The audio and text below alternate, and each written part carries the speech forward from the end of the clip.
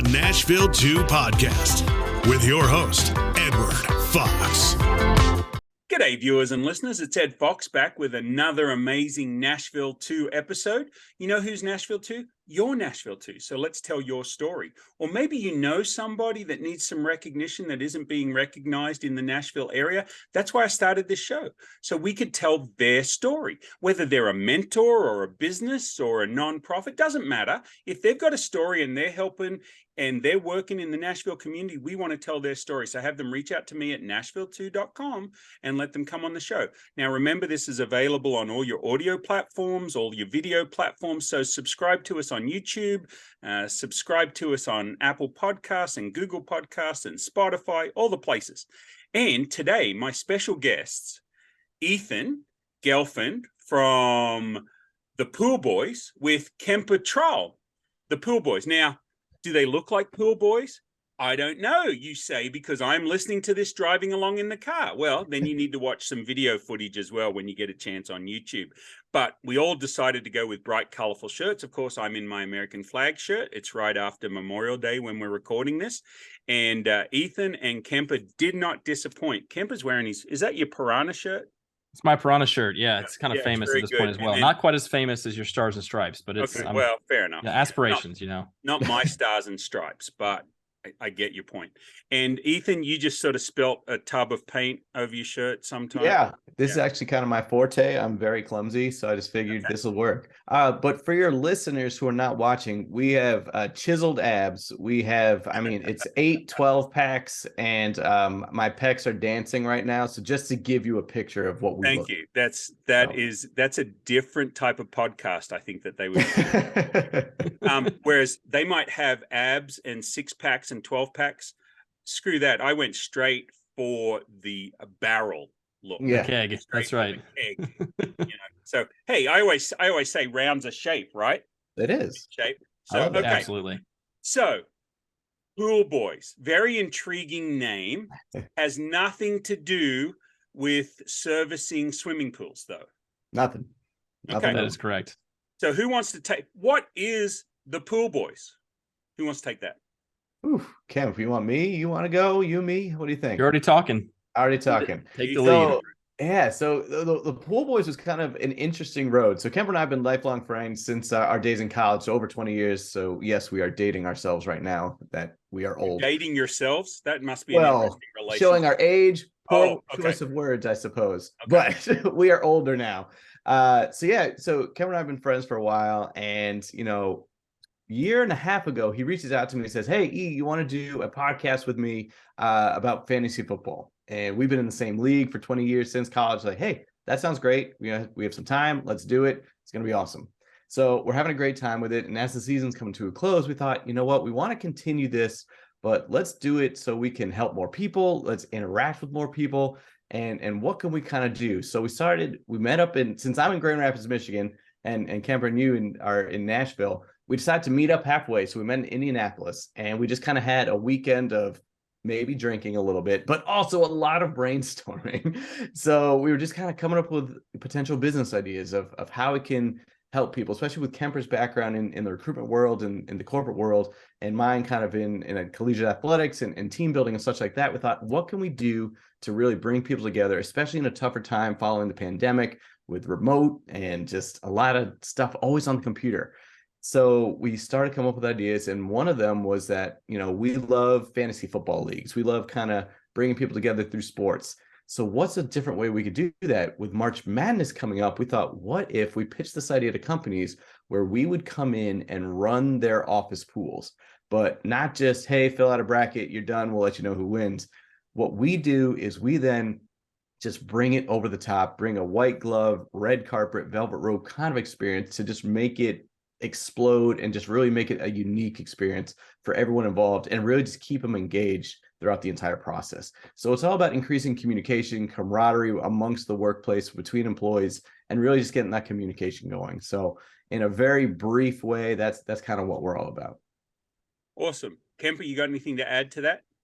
I will add quickly that we parlayed that banter that we built over 20 years of being friends together. And so the real shtick with the service is that we create these recap videos where we're talking about the pool participants and we're dishing out some trash talk and we're handing out little awards and badges along the way. And so you take your classic March Madness pool experience, which is already fun and brings people together in the office.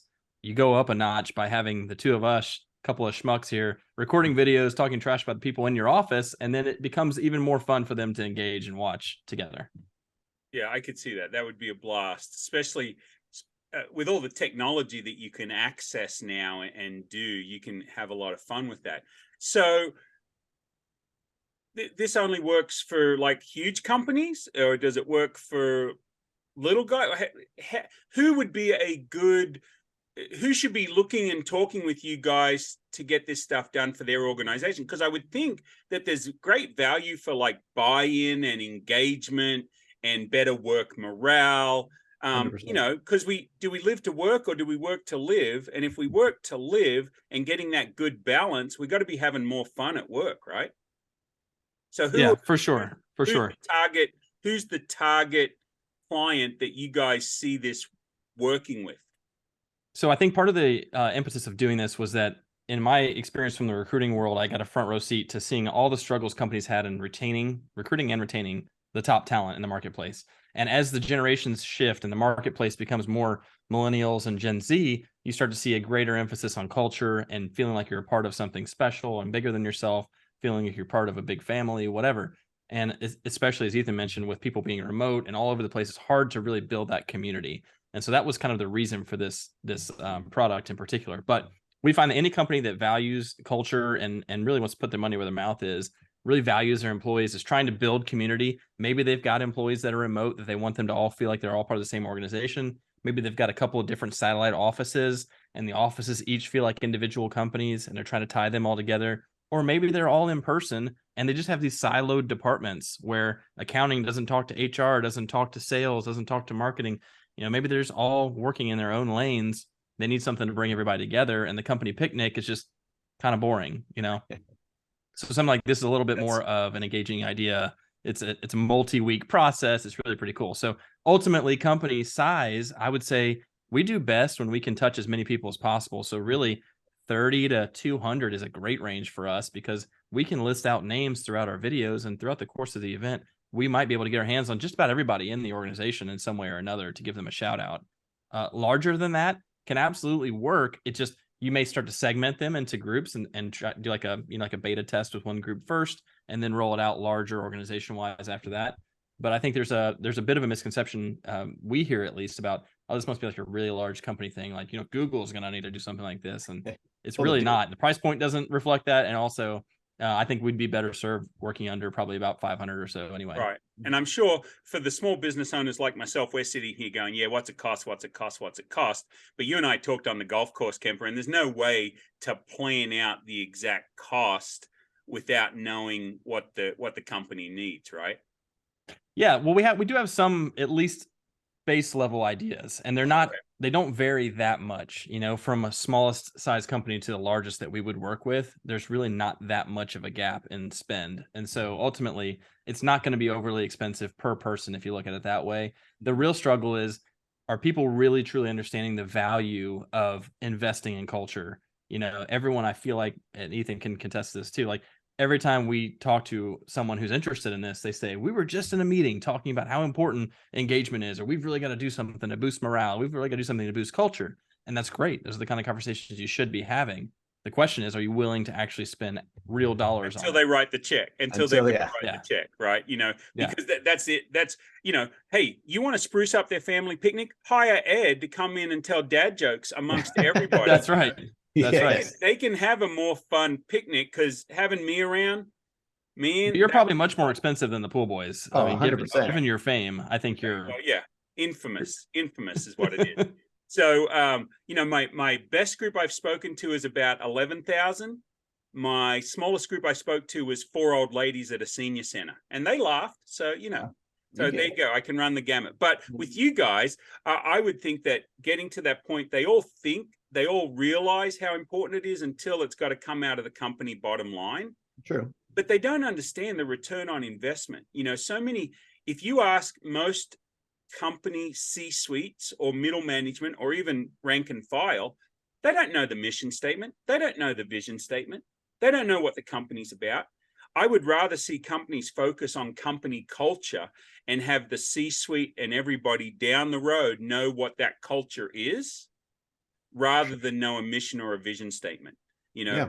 And I think with what you guys deliver, and that's why when you and I were talking, Kemper, I wanted to have you guys on the show, because I think so many companies would be better off hiring you guys and having you run something, because it just doesn't have to be a regular sports pool, right? You could run sales contests. I mean, I'm not up here selling for you, but I think you've got such a great product. I think you've got such a great product. What else do maybe the business owners that are listening to this, or maybe they're employees at a company that could reach out to you and have you come in and do this, what else should they know? Well, I think one of the biggest things that kind of sets us apart, obviously Kemper was talking about our recap videos to really keep you engaged. You hear your name, that always gives you that little dopamine hit anyway. Who doesn't love hearing themselves? Right. But I think one of the great things that we do is our length of engagement.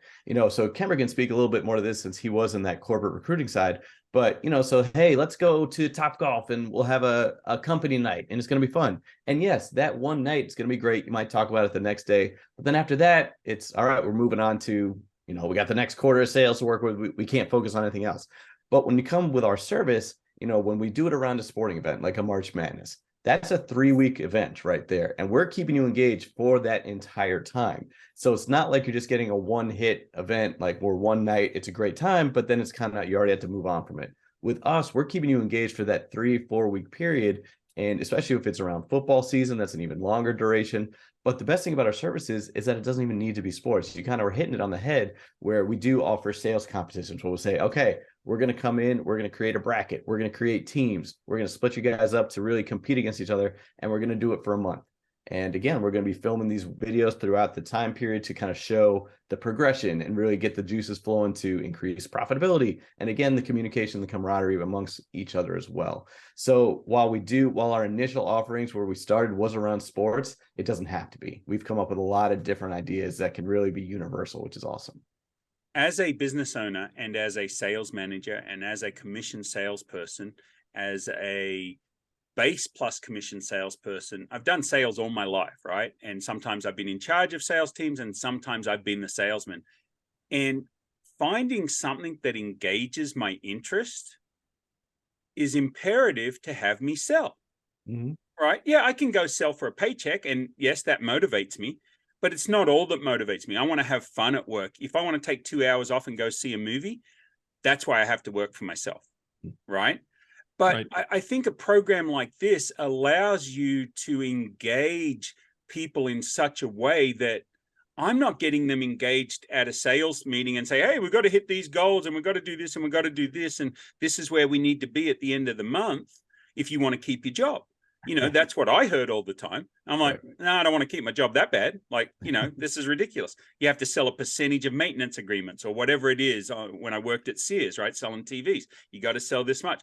But I think having guys like you that can be from the outside and handling this stuff and doing a program that's engaging, I see where there's benefits of text programming, some trash talk, and for those that give you their number to just text them the little video of somebody that you interviewed or whatever, getting a voiceover guy or girl to do like the sports type caster, and I can't do voices. You and I talked about John Madden. Yeah, we talked about finding a Madden emulator. That would be great. Yeah, Madden.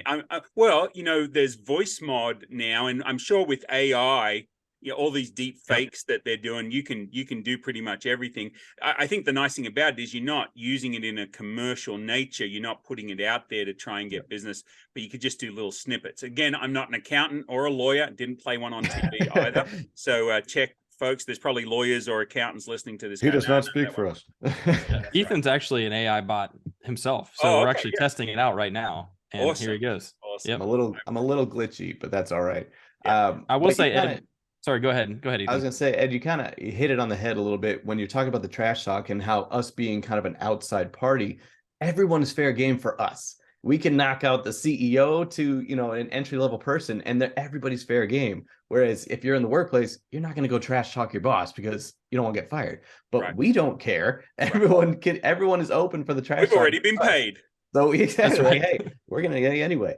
So again, I think that just kind of opens it up to more accessibility to everyone, and that inclusivity, and having everyone, feel like part of something. One of the best compliments we got from one of our clients, who was a bigger client, they said that, every Friday they had a team meeting, and it was on Zoom or whatnot, and they devoted the last 15 minutes of their own team meeting to talk about what's going on in the pool. And it wasn't required. It wasn't like, yes, hey, we're going to talk about it now.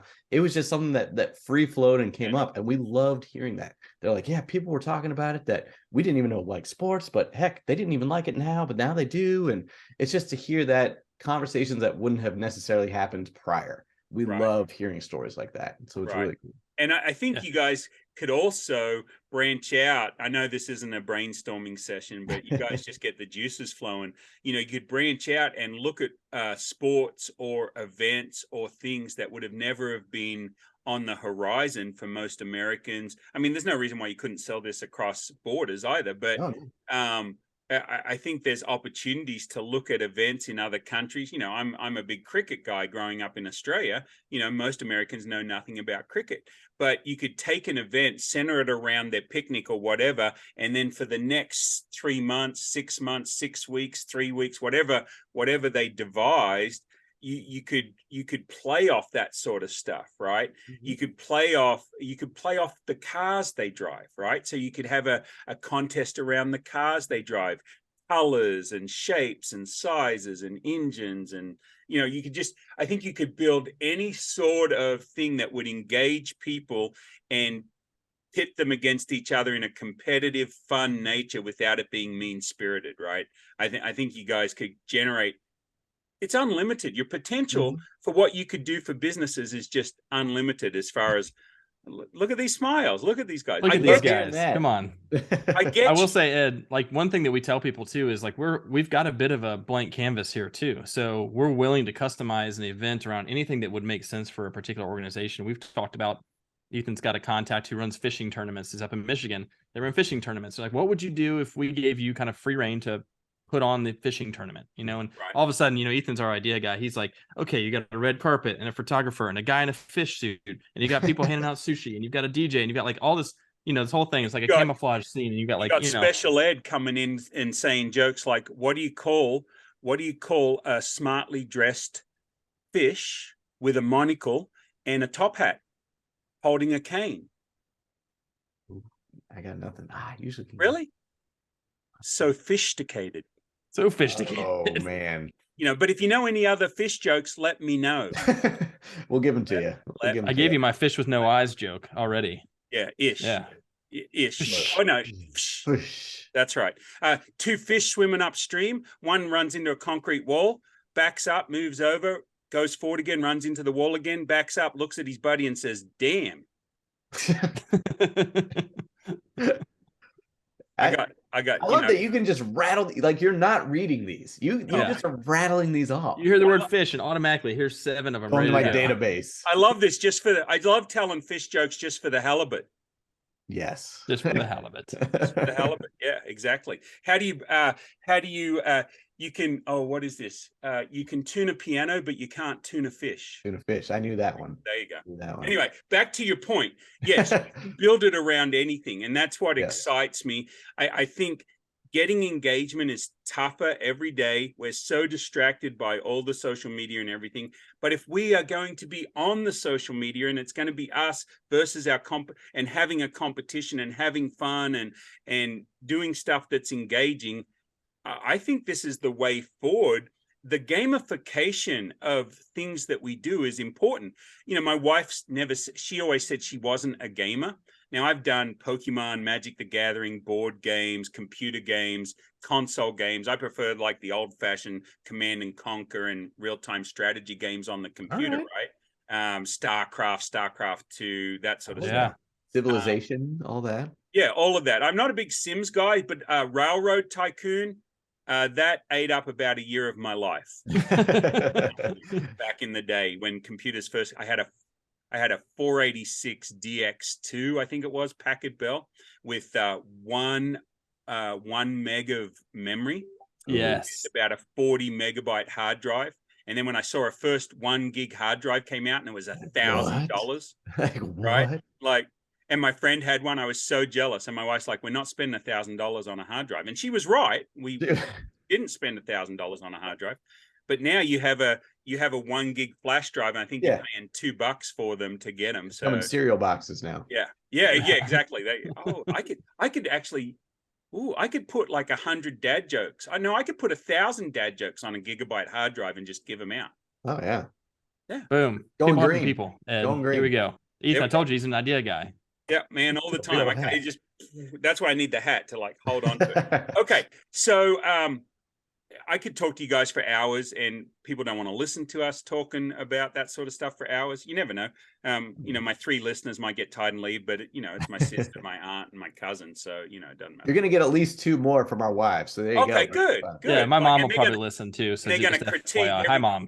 everything that you did wrong, right? So perfect. That's right. Your wives are wonderful, I'm sure, like mine. Mine's the most wonderful wife in the world, and that is trademarked, by the way. Just so you know.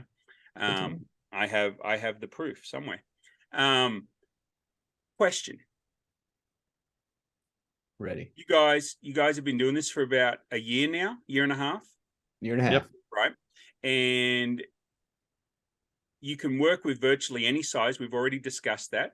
Mm-hmm. You can work remotely, so they don't need to be. You're in Grand Rapids, Ethan. You're in Nashville with me. You're in Nashville. Yep. Yeah. Franklin. Yep. Franklin. Yes. Middle Tennessee. How about that? Middle Tennessee. That's right. I am in Franklin. And do you have, when you're not working, Kemper, what do you like to do around Middle Tennessee? So I've got 2 kids. And so, the classic staples of the zoo or, to find something outdoor would be good. We live right down the street from the Soar Adventure Tower, which is a lot of fun. It's a ropes course, 3-story ropes course. They got mini golf on the bottom as well. My kids love that. Ethan has actually been. I've taken his kids when he visited before. Soar's a great time. My son, who is 9, and he's an absolute natural at the ropes course. He loves going to the top. He loves doing the hardest ones. I have to go with him, so I'm up there like shaking, trying to get through the thing, but it's a good time. And I had some restaurant suggestions. So I am just up the road from Soars, and I have looked at that.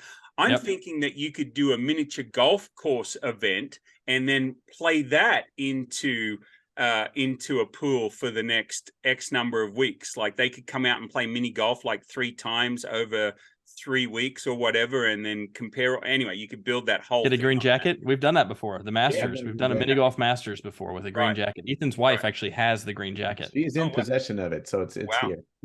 Well, so that's what I was trying to talk nonprofits. And guys, this is the $1 million idea for those of you listening.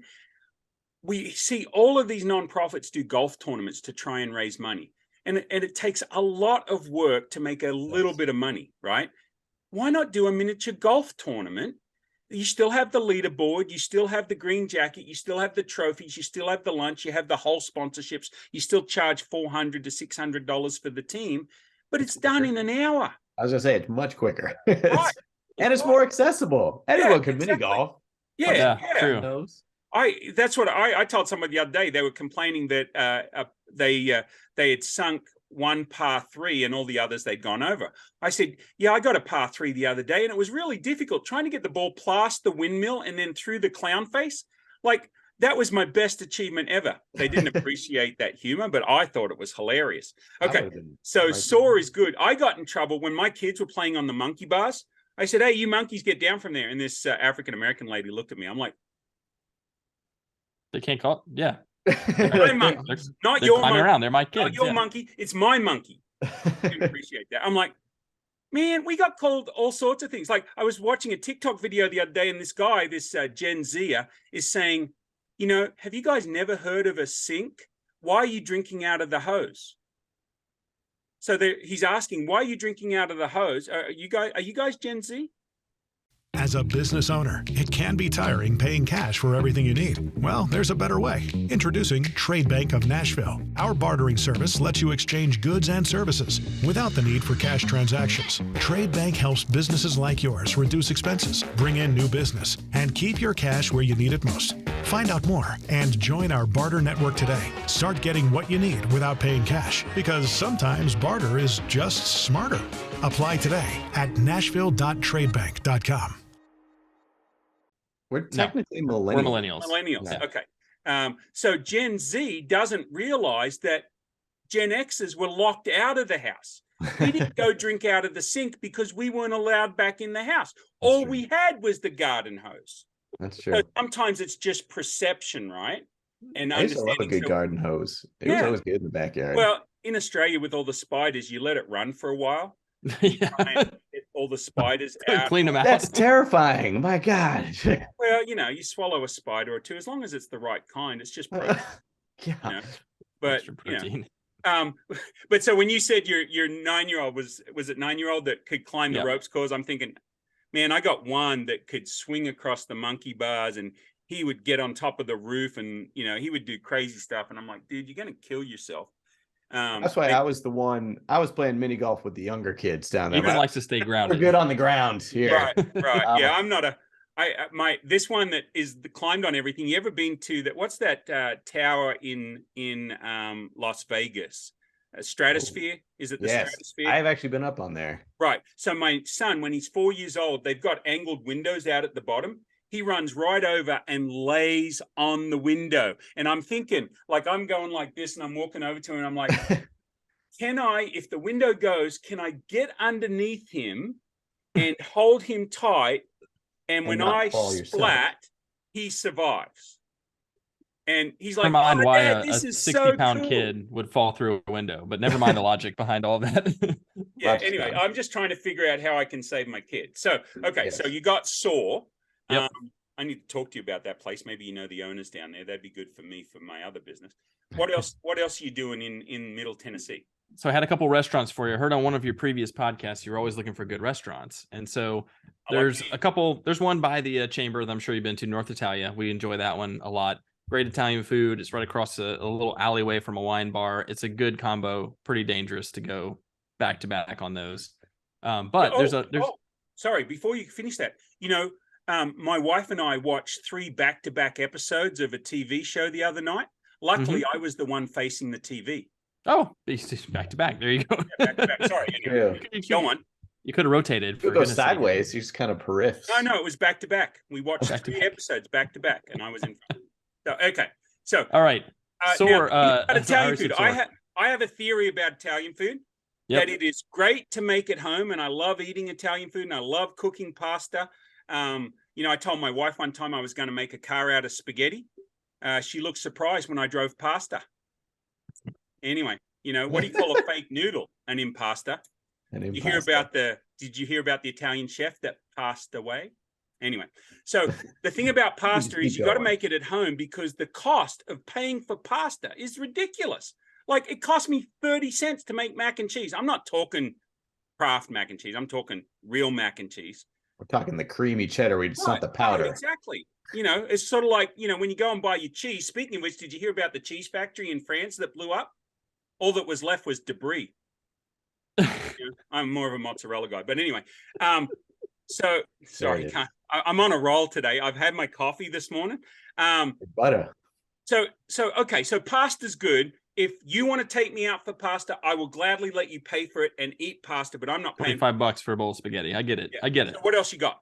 There's a steakhouse in Franklin called Serrato's, which is tucked away in a strip mall. You would never think it's that good. It's next to a Mexican restaurant, like a dirty Mexican restaurant. It's actually quite good. It's quite good. And it's small. And the guy who's the executive chef, maybe even the owner, kind of does rounds while you're there. They're very attentive. The food is good. It's prepared well every time. They've got good drinks too. I think it's kind of not super well known, particularly because of the location.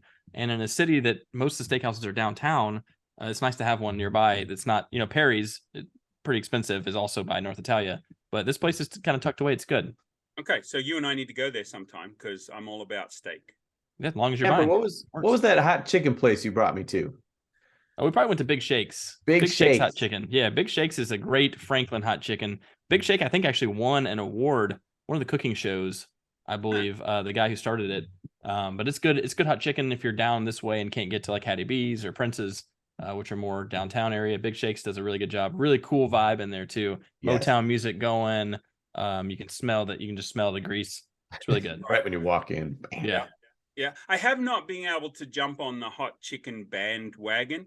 I like my Indian food spicy, not necessarily hot, but flavorful. Indian spices are really good. I like my Thai yellow curries a little bit above medium. But I can't get the Mexican spices, the jalapenos and that sort of stuff. No, but I do love a good chicken tender though. I will tell you that, so Yep. I will say my wife kind of grew up here, and hot chicken was not really a thing when she grew up here. And when we moved back here 6 years ago, all of a sudden it's a craze, and you see it in other cities. It's like signature Nashville hot chicken. We saw it on a food truck in San Francisco, and we're kind of like, there's no way that, like, number one, that's not really a thing, and number two, it can't be good. But it's good here. I know we're not in Grand Rapids, folks. We're in Nashville, but I'm going to tell you the best burger I've ever had in America, as at the Amway Grand Rapids Hotel. Does that still exist? It does still exist. It is downtown, so you can come on up. We'll go. That hotel served me the best, most delicious, perfectly cooked burger I have ever had, and I made it Australian style. I had them add a grilled piece of pineapple and a fried egg. I was gonna say you had to have an egg on top. I bet. Yeah, I had to have an egg, and then crispy bacon, and then what else did we add? Oh, beets. They didn't have any beets, but that's what makes an Australian burger. You guys put pickles on your burgers. We put beets on our burgers. So the Aussie Works burger, it's got bacon, egg, pineapple, the meat, lettuce, tomato, cheese, grilled onions, beef, instead of pickles. Are pineapples a thing in Australia? Like, do you grow? Are that a national fruit there as well? Pineapples are a thing everywhere. He's appalled by that question. I'm appalled by this question. I don't. The only way you can tell non-humans from humans is anybody that says they don't like pineapple on their pizza. They're aliens. I don't. Do you, Kemper? I do love Hawaiian. I love Hawaiian I was gonna say, yeah, I like Hawaiian. Okay, there you go. Hawaii's like halfway to Australia. Of course, they have pineapples. If they have them here, they have them there. I guess it is halfway from. Well, I've been to the giant pineapple. If you look up giant pineapple, you know how you have all of those different tourist attractions across the old highways of America, like Route 66 and stuff. So north of where I lived in Australia, they had the giant pineapple. South, they had the big banana. Yes. There's lots of jokes with the big banana, but that's a good place to go to. And then, I think in Texas, they've got a giant mosquito, maybe. Texas would do something like that. Pass on that. Thank you. Yeah. No, thank you on that. I always wanted to build an Australian, petro station, like a Flying J or a Bucky's or a Quick Trip, but have like a giant kangaroo you could climb up into the pouch and take pictures. Because I'm all about marketing side of things. I thought that would be really cool. I got vetoed on that idea, but that's okay. We're just coming up with so many ideas. It's just free flowing here. For those of us that are Christian, there's a verse in the Bible, Ecclesiastes 11:2, that says, if you have 7 ventures, have 8, because you never know when disaster will strike. And so I use that one to my wife to tell her we need to start a new business. And she's like, it says 7 or 8, not 15. I said, typo. It's just a typo. Because the Bible has a typo. Yeah, it's just a typo. It's a typo. Man-made. It was man-made. That's right. So, but that's our joke. Is I see business opportunities all the time. I just started a new one called Business Elevator, Elevate 8R. Trying to elevate those businesses from zero, because the vast majority of businesses have a hard time getting past 20,000 in revenue, and you want to be able to take those businesses. I can take them to $1 million. And I hand them off because I'm lost interest at $1 million. Like I don't need the $5 million companies. I like the $1 million companies. And then I like, hey, go talk to this business coach. Go talk to that person. But if they need outrageous ideas to grow their business and their marketing, that's your guy. I'm the guy. So as Temper found out, I just wouldn't shut up when we're at coffee, just giving him ideas left, right, and center. We were both going, man. It's good. When you're at this stage in our business too, ideas are gold. We've got to just keep fresh and keep pumping and see what sticks too. You've got to try some different things and see. So you got any ideas floating around there, Ethan, that you're not sure of that you'd like to talk about? Kemper, I just keep getting in trouble with Kemper though when I do come. It's like, we can't do that right now. That's not scalable. We don't have all right. So nothing right now. I've been Kemper myself. Kemper, forget naysayer. Scalable. Forget scalable. Read Donald Miller's Story Brands. story brands, whatever it is, until you build a relationship with a client, you can't build scalability. Until you offer a product and deliver that product and build that relationship and fall in love with that client and help that client, after that, you can scale. But until you build the relationship, scalability is not a thing. In America today, in business entrepreneur, everybody's talking about scalability, and they've forgotten that if they don't deliver a good product in a timely manner to the client and love on the client, there's nothing to scale. And I already know, Kemper, you're a lover of people. You are a relationship builder, right? That is very true. You love true. building relationships. So I'm not picking on you for that side of it, but forget scalability. Just deliver a bloody good product and give people a bloody good time. And that bloody just is colorful language. Yes. And just help them enjoy and understand that the culture of their company is fun. Yes, we work hard, but we also know how to have fun. And that's what you guys can deliver, I think. And we need to not lose sight of that when we run a business. Yeah, I do totally agree. I totally agree. That's great advice. I'm going to allow more of the ideas to come through and just let them go. Yeah. So folks, if you're listening, here's what you do with ideas. And 99% of you will not do this. And that's on you, not on me. If you have an idea, don't edit it in your head. Get it on paper, unedited. Because what happens is we have this idea. I think I'll start a pooper scooper business. Well, then I could have trucks. And then, maybe if we did a yellow truck with a big poop emoji, then I could, and then, maybe we start dog walking business. And then maybe we can add grooming to, what was the original idea? I forget. Hey, well, real quick side story. At my barbershop, there is a sign, there's a flyer, and it's a poop emoji, and it says the poo kid. It's literally a kid who just goes around picking up people's dog poop. I'm like, that kid's going to go places. Yeah. He's going places. Yeah. And because he's prepared to do what others won't. Yeah. Number one, right? So when you have the idea, boom. You know what? Poop jokes aren't my favorite. Not my favorite. They are Ethan's favorite, and you are now out of your league, sir. No. They're not my favorite, but they are a solid number 2. There you go. Okay. You knew it was coming. Coming back. Yeah. I would say that toilet jokes aren't very good, but I like to have them as number 1 and number 2. So it's a similar sort of joke, but it's not as fun. But the idea of writing down your ideas unedited, keep a journal of ideas, because, we work out at the gym. I don't, I'm one of those lazy people. When I go to the gym, I do diddly squats. Nice. Oh, I was going to say, you're actually just naturally chiseled. Those are tough. Chiseled. That's one way to put it. But I like to say that people say, you should be a stand-up comedian. I said, screw that. I'm a sit-down comedian. Yeah. That's coming. Exactly. So write down your ideas, because you're working the muscle, right? Write down your ideas unedited. Keep a Google Doc of all your own ideas. And just look around like, how could I make a bottle of water better? Imagine the guy that came up with the idea to shrink the cap in half. Do you realize how much money he saved the company that he worked for just by now? Everybody's doing the half cap. They're all doing the thinner bottles, right? They're saving millions of dollars and helping the environment at the same time while helping their bottom line. So you write down your ideas, you come up with different ideas for different things that might not even relate, but you never know when that is going to fit into what you're doing.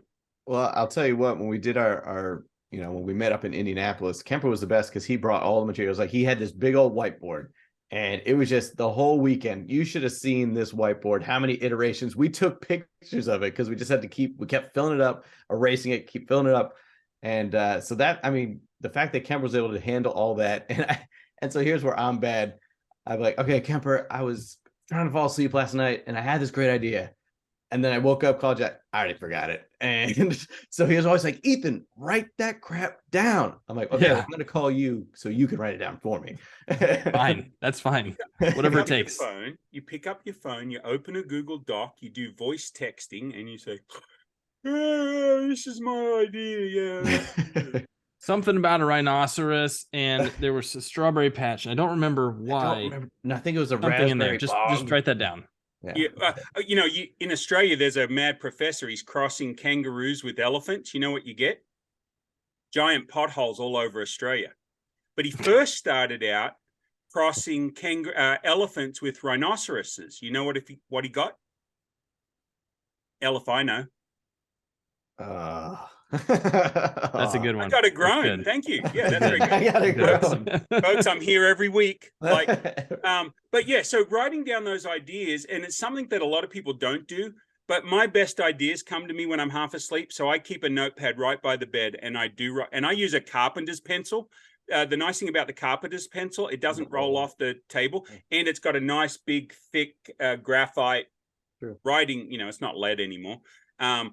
But so you're not worried about breaking it, because writing with broken pencils are pointless. Heyo. Sorry. I need a counter. I need a counter in the corner that just rolls up. That's post-production. Post-production. You can do that. Turns on that. Any last thoughts that you want to share with the audience? Basically, where to find us. You can find us on our website. It's thepoolboys.net. We also have a spectacular Instagram page where just our creative side comes out. That's We Are the Pool Boys.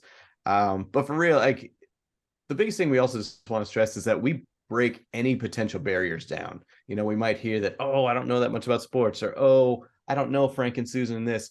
It doesn't matter. The best part is we make it an even playing field for everyone. Our goal is just to have fun. It doesn't really matter. It's the old saying, it's the journey, not the destination. A lot of it's both for us because we love seeing how it's going to grow and then to see the final result. So we really break down any barrier, and it's for any and everyone. And that's who we love to help. Yeah, I would second that. And I would also say, this is one thing I keep using in our conversations is this is a swipe of a credit card, like a corporate card expense. This is not some I need to go write a big check kind of thing. It's really affordable, and it can have a pretty big impact. I think a bigger impact than you may realize monetarily. Does it cost them anything to reach out to you? Nothing. No. And we can even help come up with ideas that you guys can do on your own and not even use us, if that's what it takes. We just want people to enjoy their work more and be more fulfilled and build relationships with their coworkers and love what they do. And we want that, more of that in the world. Don't drop your candy in the lobby, as Sandler sales training used to say. You don't have to give all the candy away for free. So you can. I know that's sort of like you guys' spirit is to help people in that way. But we've talked about price. Your price is too low to start with. So get it while it's too low before I talk them into raising their prices. But I just had another thought for you. You could almost do a pool around a Billboard top 40 or something, right? For people that love music, you could do a whole music thing. You could do box office pools too, which movies are going to perform the best opening weekends and stuff like that too. Yep. Yeah. So, I mean, it's unlimited what you can do. You don't just have to think sports, right? So, yeah. I mean, I'll go to the Super Bowl party and I'll drop $10, $20, $30, $40 on different numbers and things. Why are they still using that chain in football? What's wrong with the laser pointer? Home Depot has them. You could sell sponsorship to Home Depot and come out with the laser pointer. But then they're losing their jobs. Those guys, that's their job to hold that chain. Well, then they could hold the laser pointer instead. But then you're cutting one out. Fair enough. Okay. Well, maybe he's in charge of supervising the guy that's got the laser pointer. Now we're talking. That's how Australian council workers work, government workers, one guy digging and 8 standing around making sure he's doing the right thing. Is that the way? In Michigan, though, you only have 2 seasons, right? Construction and winter. Is that? No, it's just construction. Well, I guess you're right. Winter is all year round. I mean, you don't have much construction during winter. So, guys, hey, thanks for being on the show. Would you come back in about 6 months or a year and give us an update? You Would bet. love to. Yeah. Ed, can't thank you enough for having us on here. Can't wait for the Ed Fox boost that we're about to get. Our business is going to be booming. At that point, the cost for booking is going to be quite a bit higher, but we'll work you a deal. Surge pricing, right? Uber taught us about surge pricing. That's right. So, awesome. I've been waiting all episode. For those of you that don't know, there's this white obelisk on Kemper's desk. That's his microphone. All I've heard is white noise. All I've heard the whole show. Sorry. Boom. Got him. Boom. That's a big microphone there, Kemper. What? It's really not. I guess where it's at. It's up here. It's a perspective. Oh, it's perspective. Well, that's No, there's a whole bunch of jokes. I use that argument all the time. Yeah, I use that all the time. It's an optical illusion. Happens to me all the time. Okay, there's a Seinfeld episode about getting out of a cold pool that we won't talk about. I was in the pool. It was shrinkage. That's right. So white noise microphones. Ethan's microphone is almost out of the picture. Mine, I want to show you my high-tech Is that a penny jar? It's a candy jar, because I had an arm that came down and the spring broke, and so like it was just hanging down like floppy. Yeah. And Can't so have a floppy mic. Yeah, a floppy mic, not a floppy disk. But so I scrambled and grabbed all my change, put it in the bottom of the jar, and then hot glued the microphone. Guys, resourceful. Yeah, resourceful. Exactly. Yeah. The Australian, my dad had his car up on a hoist one time at the local repair place, and the photographer for the local newspaper comes in, and the caption read, "Conscientious motorist Thomas Fox getting his car checked out before his next trip."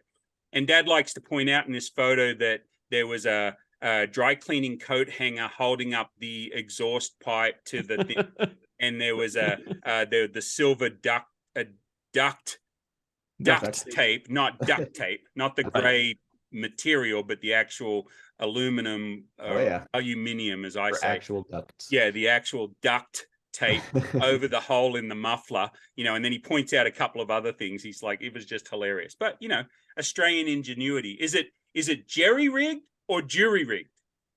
Jerry-rigged. And who's this Jerry guy? He's the guy who rigs everything. So in World War II, Australians called the Germans Jerry, right? And the Americans did too. And so my grandfather always referred to it as jerry-rigged, but then I always heard German engineering was really good. And then I'm told that jerry-rigged has nothing to do with Jerry's.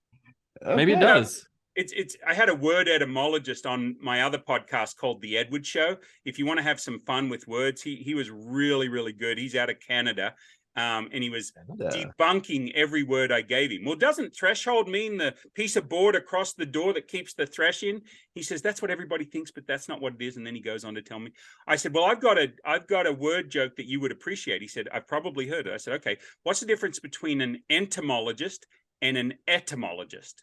He says, the etymologist would know the difference. Nailed it. He crushed Entomologist it. Is a he bug beat you to the punch on guy. that. Entomologist is a word guy. For those, I didn't know that until I learned the joke. So, guys, thanks for being on. Anytime you just want to chat, come on. We'll just have a one-to-one.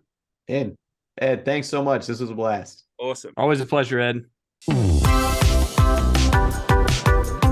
This is the Nashville 2 podcast with your host, Edward Fox.